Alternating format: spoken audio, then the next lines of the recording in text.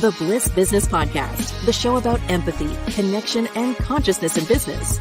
Today's episode is brought to you by Zero Company, your paid search, social media, and programmatic ad experts. Hello, everyone. Welcome back to the show. We are covering purpose today, and we're covering particularly purpose washing. What is it? Why is it important? That's what we're talking about today. I'm Stephen Sakach here again with Tullio Siragusa and Ash Maher. Hey, guys. Hey, here we go. Hello. So diving into purpose some more, we're actually going to be doing a big series on purpose coming up, but this topic in particular, what we're talking about is purpose washing. So this is when companies appear to be purpose-driven without genuinely committing to the values they claim to champion. So it's kind of a form of performative marketing, right? Saying all the right things, but not doing the hard work to back it up. And unfortunately, we've seen many high-profile examples of this, especially in areas like sustainability, social justice, employee welfare. But let's look at that sustainability area as one topic. So some companies have been accused of greenwashing, and that's basically the same thing, right? It's promoting environmentally friendly initiatives while continuing to engage in the harmful practices behind the scenes. There's a notable recent case with H&M in fashion. So they were sued a couple months ago for allegedly deceptively capitalizing on the interests of conscious consumers by presenting their products as environmentally friendly. This is still being litigated, so we want to respect the process. But this is the kind of thing, when it comes to purpose, where you can get into trouble if you talk the talk, especially in marketing, and you don't walk the walk. You want to be able to back it up. So if you're talking about all the great things you do for the environment, well, you better be doing them. Kind of reminds me of that series on HBO, Silicon Valley. And they did like a thing where all the companies were like, and we're here to change the world. We're here to change the world. We're here to change the world. We're here to change the world. We do this, and we're going to change the world. And none of them did anything to change the world. It was all about something. Exactly. So kind of right. That was hilarious. But anyway, another example. This is unlike H&M, which is just a new case. Is actually something that happened. It was public and came to a conclusion. Is Volkswagen? They promoted their clean diesel vehicles, very heavily promoted their clean diesel vehicle, touting lower emissions as a key selling point. And yet later was discovered that they had installed software in their cars to cheat the emission system in tests. So the vehicles were actually emitting more pollutants than advertised. And the scandal exposed a massive gap between the company's environmental claims and its actual practice. I think they actually got fined something to the tune of $1 billion. Yeah, it was a ridiculous amount, whatever it was. This is the Dieselgate that we had talked about. Dieselgate, yeah. I mean, it's like, hey, it's clean, and then like instead of actually making it clean, they just created software that tricked the emission test. I mean, come on. But yes, that's purpose washing right there. Another company. I was going to say, Steve, another company that did it really. Facebook is another one where their big initiative was trying to fight misinformation and trying to combat, people's digital unwell-being. So they're trying to promote digital well-being, but that recently in doing that, they were also accused of purpose washing.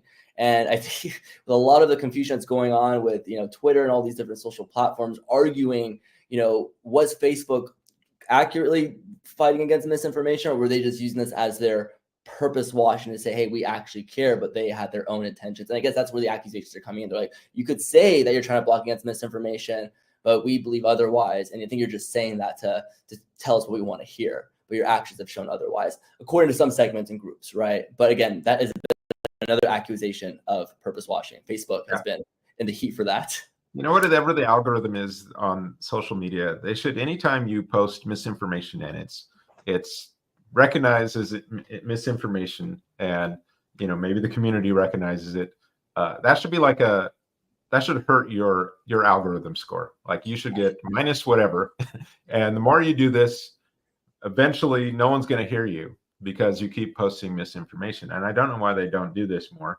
Well, actually I do, but it's all really yeah, because they want that stuff, that sort of because that stuff because it triggers more views. Yeah, it triggers people and triggers impressions, and they sell ad impressions. But it's kind of like, why is the news in business? To make money from advertisers. if you were warned about this like multiple times and you kind of see like your score going down, maybe then you'd start doing a little double checking, right? Before I'm going to post something, maybe I need to check a little research here just to make sure that, this really is Taylor Swift, or this really is, something that's, not AI created, or some total fake scandal that's coming from some bot. Or how everybody's hungry and comments hungry, that if you did this, any like or comment would just disappear. You'd get nothing. Zero validation. Yeah, there needs to be zero validation, I think, is what needs to happen. In some way, the algorithm needs to start working that way versus like promoting things that have high ad impressions that are basically just, throwing gas on a dumpster. Yeah. So anyway, like another area of purpose washing, I think you kind of saw back with like the Black Lives Matter movement. A lot of companies added like DEI policies and taking certain actions or making commercials about, just, that they hear you. But then nowadays you see them backing away, kind of like the Homer Simpson meme or whatever, back into the bushes now with no longer promoting those policies. We talked about that in a few episodes back. But so, kind of stepping back a little bit, looking at why are they doing this? Why are they backing away from this stuff? Why are they, faking diesel emissions, or, claiming something that is environmentally friendly when it's not? A lot of this really, I think, has to do with kind of the consciousness of the organization. So, an environmental issue is really this sort of postmodern consciousness. But if you're at a pre-modern level of consciousness where you're really just focused on profit, you just aren't going to have the passion or really care about it that much. So you'll just be, like I said, it's kind of a performative thing. Well, does it sell well? Yeah. Okay, great. Then let's go with it. And that's about all you're committed to is that profit, right?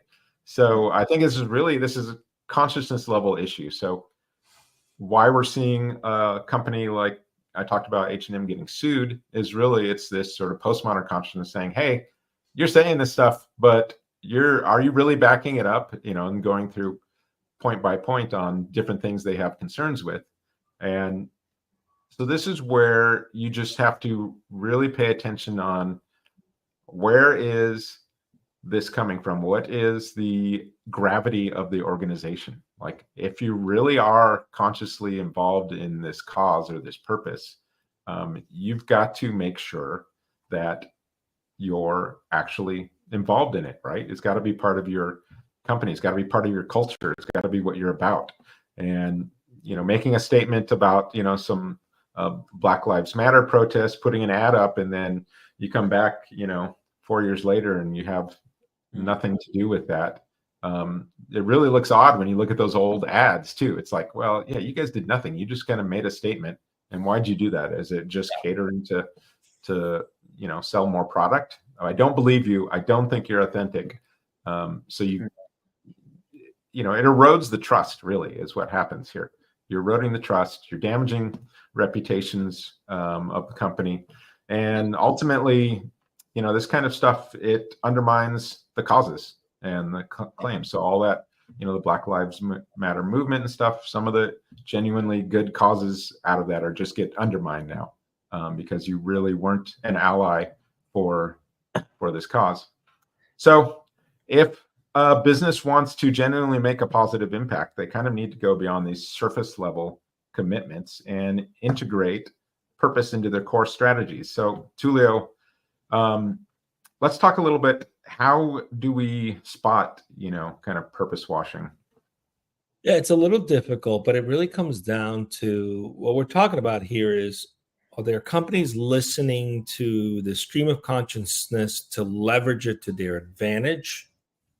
Or are they actually leveraging what they care about to the advantage of the people that they're serving? It's two different things, right? So, but there's some common signs that can help identify when a company is more focused on appearing purpose-driven, where basically they're just following the consciousness, what people care about, but really it's just about figuring out how to leverage that to create more profits, than those who are actually committed to the stated values.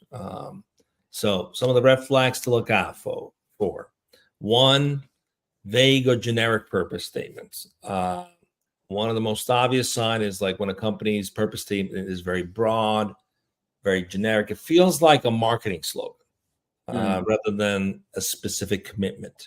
And that's the key thing. Is it just a nice soundbite, or are they actually committing to something that's part of the fabric of what they do? The Silicon Valley thing you're talking about, right? Exactly. We're here to change the world. What the heck does that mean? You make software. How is that going to change the world? Tell me what you're committed to, right? So, I mean, for example, phrases like making the world a better place. It sounds good, but don't indicate any real measurable goals. Like, what does that mean, making the world a better place? Give me some specific. You're not going to do everything to make the world a better place. Give me what you're committing to within that. What sliver are you committing to? Because it's a lot of stuff that you would have to do to make the world a better place, right? So a genuine purpose statement would be very clear, very specific, and it would also outline the organization actions around that mission. So I think that's just a huge problem. I think in a lot of the instances we see is it's like that shareholder value purpose statement kind of thing we see, or just the generic that you're really not about it from a fundamental core value of the organization. And even that one, the shareholder value, that's still very big. What does that mean? Yeah, no, that's just as a shareholder? Like that could and people just fall into it, even shareholders. Oh, they're here to generate value for me. What kind of value exactly do you want that they're generating? Tullio, I'm literally thinking, and this was a very dark time in our history, but a company that did this wrong and was very generalized, and we saw the implications towards their brand. Pepsi, during the time of Black Lives Matter, when they went off that commercial, and it was very general, they were just like, oh, we should all just be, get along. And they were so disconnected to what was actually going on in the message of that time that it became one of the most controversial. They had to take it off the air because they gave a general statement. There was no actual understanding that they understood the issue, and no real attempt to try to relate to people's problems or any initiatives internally. It was just it looked like an opportunity to make a really great commercial, and it completely backfired. Yeah, it felt very opportunistic, and 100%. That's what it is. Yeah. What's trending and cool? Let's do that and talk about that, because that's how we get Kendall Jenner involved. Like, my goodness, like what in the world? Yeah. So you're gonna know it's vague.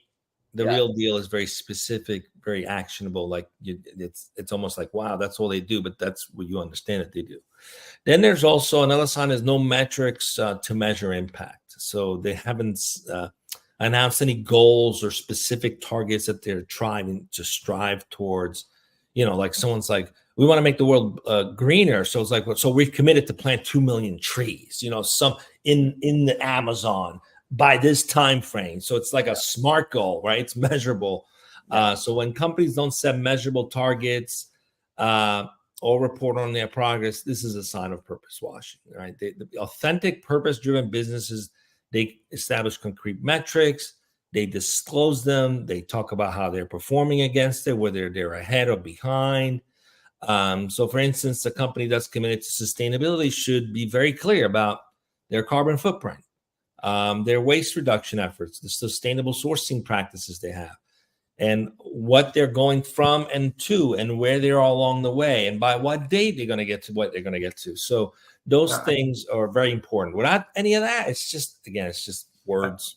I want to say it was UPS that has like a triple bottom line in there. So here's our profit metrics, but then here's also something like our planet metrics. And it's like, okay, how much, electricity, what's our electricity consumption? How much have we improved, it with sustainable practices and things like that. So they had some very tangible metrics there. That was just part of their bottom line reporting versus, giving it lip service, right? Yeah. And those companies are providing the details maybe on their quarterly statement or their quarterly calls on their performance across the other areas of the business. But if they spend zero time on the things that they've put out there that they care about, then it's just washing. Another one is, and this is probably a really big one, which talks to reality versus that. In some cases, some companies do want to make a commitment, but it's aspirational. It's not really grounded on practices that they actually live by. So it becomes an aspirational truth that they would like to get to, but it's not real. So there's a lack of alignment, for example, between purpose and business practices, right? So if a company's day-to-day operations, their products or their services contradicts their stated purpose, then it's a red flag. For example, a company may claim to be to champion environmental causes, but has a supply chain that relies on exploitative labor and unsustainable materials. Right? That would be contrary to what they're putting out there, and it suggests that their purpose is superficial. It's just a marketing ploy rather than a guiding principle. So I have a lot of respect for companies that will say, "Hey, we've got this out, and we fired all of our vendors that don't align with these purpose." And we're attracting companies, we're digging in. I think there's a coffee company that actually goes out and interviews the makers, what process they go through. They go really deep and build those relationships and provide training on how to be sustainable, how they treat their people. I mean, these guys are putting the effort behind what they're saying, and that's real. But if you're just hearing, I think that was Starbucks, which I'm kind of just sitting back. They've got a new CEO, and I'm kind of sitting back to see where this person's going with this organization, because I think, I'm give them the benefit of the doubt, but I'm just carefully kind of monitoring just to see what's going to happen with that situation there. Yeah, but hopefully they won't pull away from that, because that was actually something that was meaningful that they did. Exactly. So. Ash, what are some red flags that pop up? A genuine purpose-driven company, they embed their purpose into their ongoing business strategies. Any one-time or limited initiative is typically under the umbrella of purpose washing. If you're just doing one thing for a short-term campaign, example, when you're using an opportunity because of something that's happening in society, and that's the example you brought up, right? It's like 100%. And again, it's so controversial. I don't want to get too much into it, but that was a prime example where there was no substance. That was not something they were embedding into their purpose, which is why they didn't stand by the commercial. Right? They were like, "Oh, we're completely off. We definitely it was an opportunity, and we were off." For the time being, we're going to be cleaning up the oceans because it's popular, but it's for a limited time. So it's a good point too. That, like you said, is why they didn't stand by it either. Yeah. It's like, right. Sorry. Right. So when a company launches a temporary program or donates to a cause as a PR move without any follow through, it's often a sign of purpose washing. Right. And in this case, using the Pepsi example, there was no follow-through plan. They really didn't know what they were getting themselves into, and they pulled themselves back immediately, right? When they the Homer Simpson meme going back into the bushes, like 100%, right? Sorry, Dad, pay no attention to me. The next one is when there's no internal changes to reflect external purpose. Okay, so if a company publicly supports social causes but hasn't made any internal changes, like improving diversity and inclusion, fair wages, or employee well-being, it indicates that the purpose isn't deeply rooted in its culture. The most authentic companies walk the talk by making their changes within before promoting their purpose externally. So any of these companies are marketing these initiatives that they're doing, but they haven't actually rolled out any changes, any initiatives.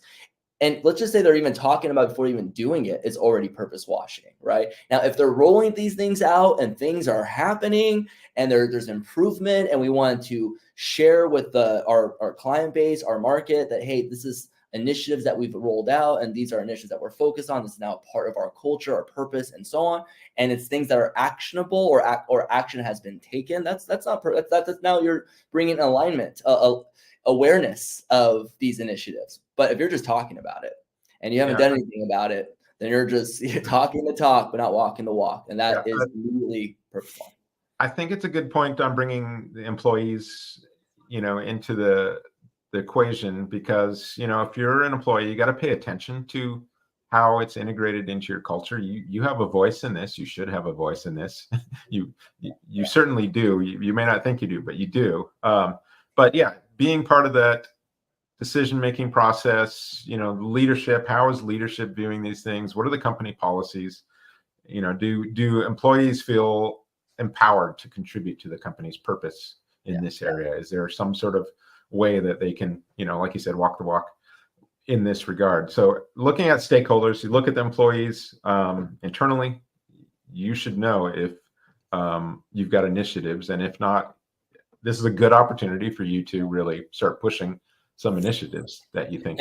One thing I'm always alert to or caution to are companies that will put out what they're planning to do. And it might be very detailed of all the things they're planning to do, all the changes they're planning to do to be in support of some purpose. But to me, that's more like you're just making the effort to look good instead of making the effort to do what's good.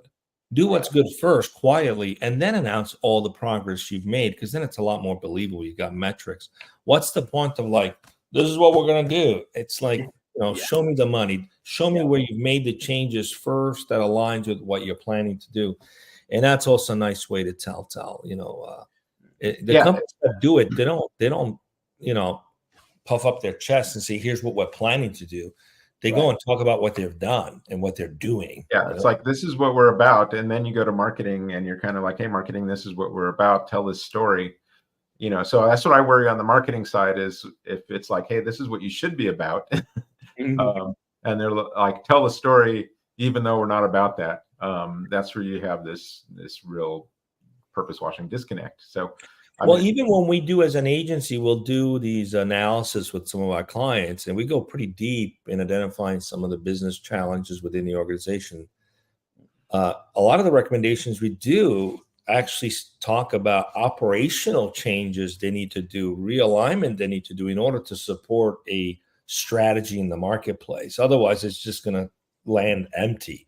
And that's, like, wow, a marketing company is providing operational insights. Yeah, because if you don't align those things, it just comes across as fake, disingenuous, not authentic.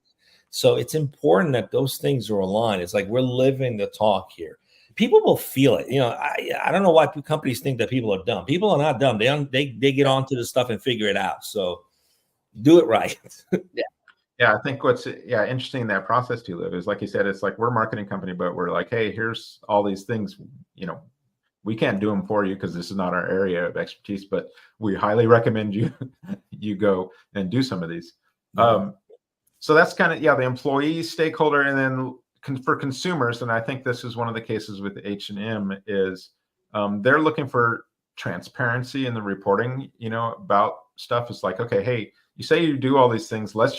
Do you really do them? Show us the transparency on all these different initiatives that you're doing, just to show you that you really, truly do value this stuff. So I think that was maybe part of the disconnect with the consumers, and why that came to a legal matter right now, is related to just that transparency type of issue. And then another stakeholder, investors. You want to make sure, is the company, really using the ESG criteria to guide its investments, that kind of thing.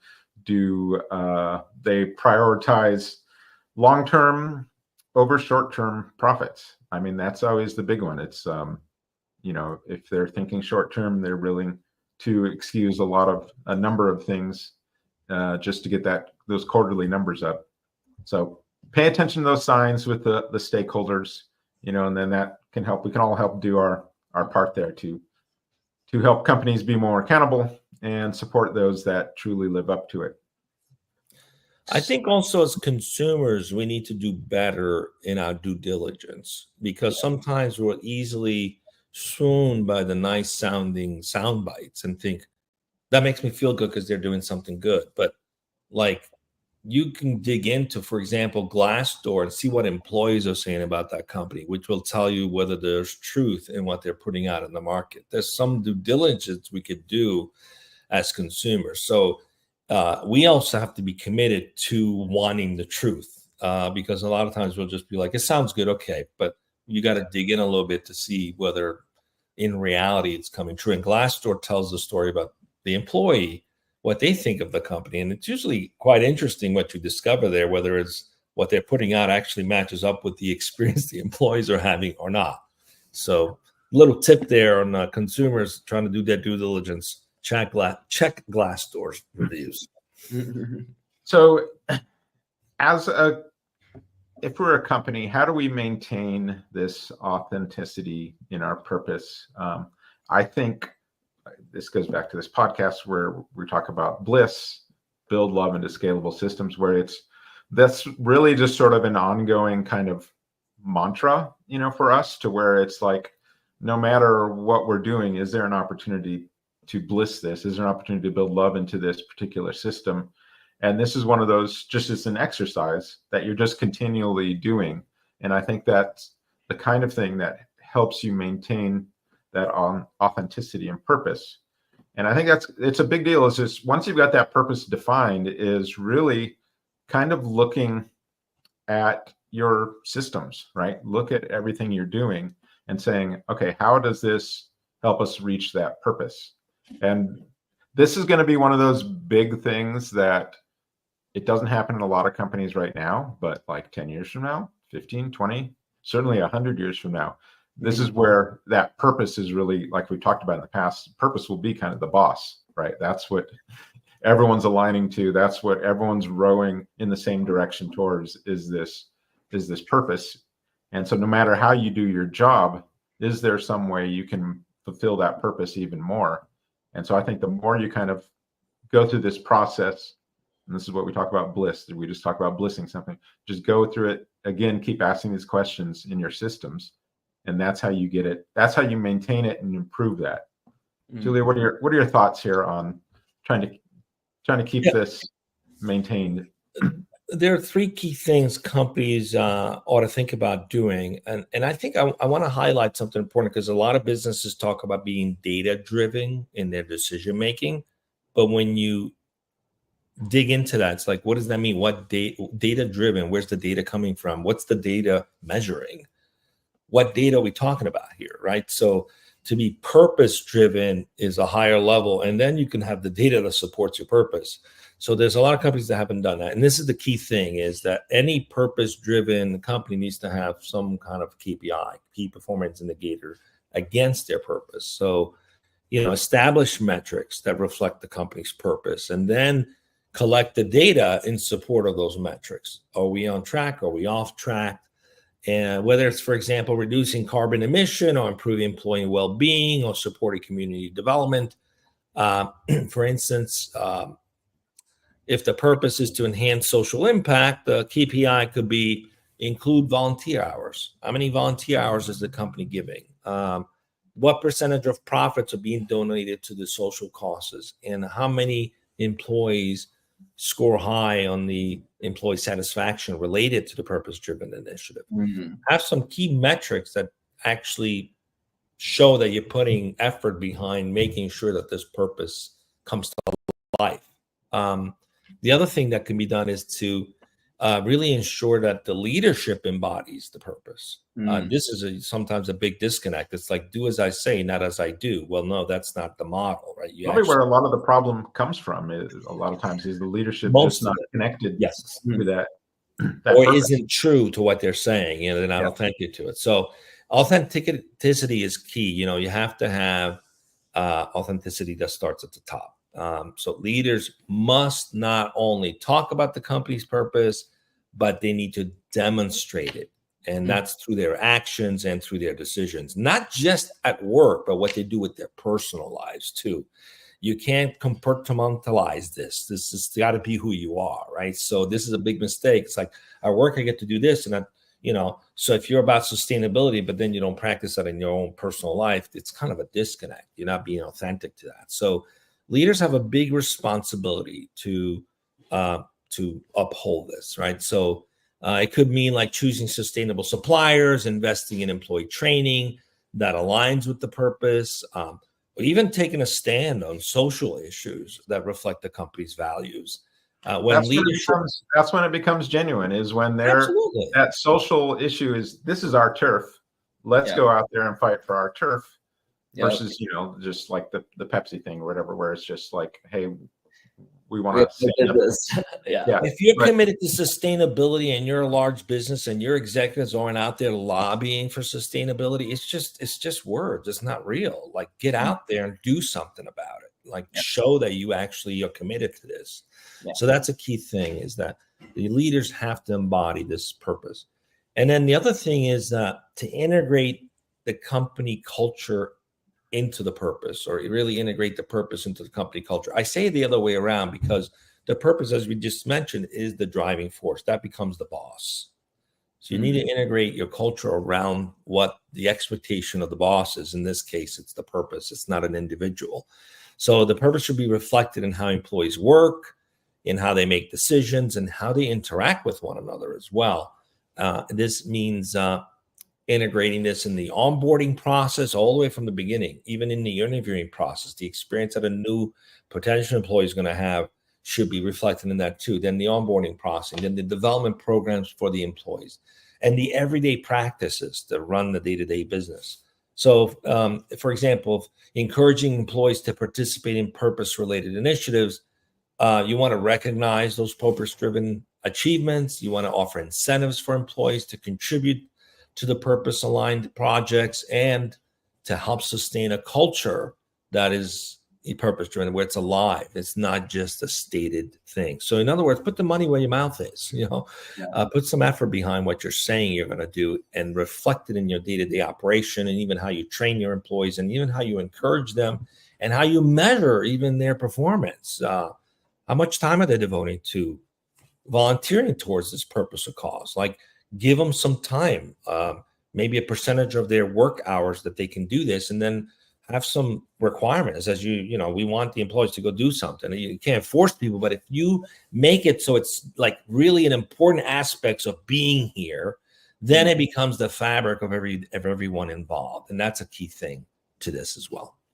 Hey, Ash, we've talked about some companies, some of the bad examples of, the purpose washing. So like, what are some good examples on the positive side of companies that avoid this? Like, what are they doing? So there's two companies I want to touch on. The first one is Patagonia. Okay. The outdoor apparel company is a well-known example of purpose-driven authenticity. Their mission statement, "We're in business to save our home planet," isn't just a catchphrase.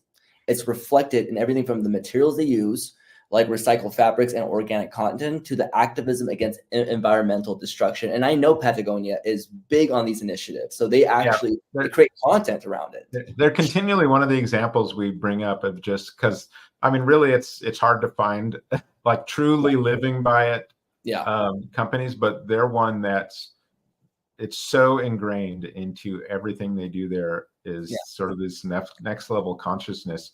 So it's like, what a great place to be whenever you're bringing up a good example of a company. Like, this brand name is just always at the top of the list of these companies. Yeah, they are living those three things we just talked about. They're the embodiment of what it looks like. Well, another company too, Ben & Jerry's, they're famous for actually being involved in activism. They're known. So, for example, they have a long history of being advocates for climate action, fair trade, LGBTQ plus rights, and they use their platform to raise awareness about these issues. Their purpose-driven initiatives are not just limited to donations or marketing campaigns, but they're integrated into their sourcing practices, partnerships, and even in the flavors they create, like Justice Remixed, which supports criminal justice reform. So this is an example that Tullio, you mentioned earlier, where people are actually doing the thing that they're supporting. They're actually showing up. Let's just go back to the bad example. If Pepsi was out there actually supporting which again, the purpose was talking about protests and free speech in America, and everyone has a right to do that. Well, if Pepsi was there about it and supporting that initiative in some fashion by actually being there, saying, "Hey, we support free speech and protest and legal protests and so on and so forth," and they were involved, maybe that would have been a different initiative. Whereas, Ben & Jerry's, they're actually involved in doing these things. Pepsi was not. They were not. They pulled back immediately. Yeah, we have no business because we have no actual roots in this matter. We just went about this the wrong way. Whereas Ben & Jerry's, they actually have roots in all of these subjects that they're They've got ice cream flavors. They've got ice cream flavors named literally. after. Yeah, they have ice cream flavors named after some of their initiatives. So yeah, no, that's different, completely different ballgame. This is what social justice tastes like. Right? Yeah, exactly. Now, we're not saying that if a company is not committed to this, they're a bad company. We're just saying don't come up with something and then like be fake about it. That's not okay. That's right. Just, one foot out. No one appreciates that. Exactly. Yeah, exactly. People want you to be genuine. I think even more so, I think the generations now, I mean, if you're coming out with any sort of half-ass, attempt at something, it's just going to get called out. So really, start the process with what you're doing, right? Start building love into whatever you're doing. So whatever your purpose is, it doesn't have to be, just the environment. It doesn't have to be, social justice or anything. Whatever your higher purpose is, it could be connecting people, right? It could be something as simple as that. But make sure you're about that and figure out ways to build it into your business. Please, for marketers, we appreciate this because we know we're going to do better when you're actually walking the walk and you're differentiating yourself in a meaningful way. It's just going to ring truer in our marketing the more you do that. So this is a good one, guys. Agreed. Yeah. Thanks to everyone listening again. Tomorrow we have our empathy expansion kit, the short 10-minute show. Thursday, we are live with our guests. So if you've got questions or comments, tune in right then and we take them right on the air. Until next time, we will see you on the next Bliss Business Podcast.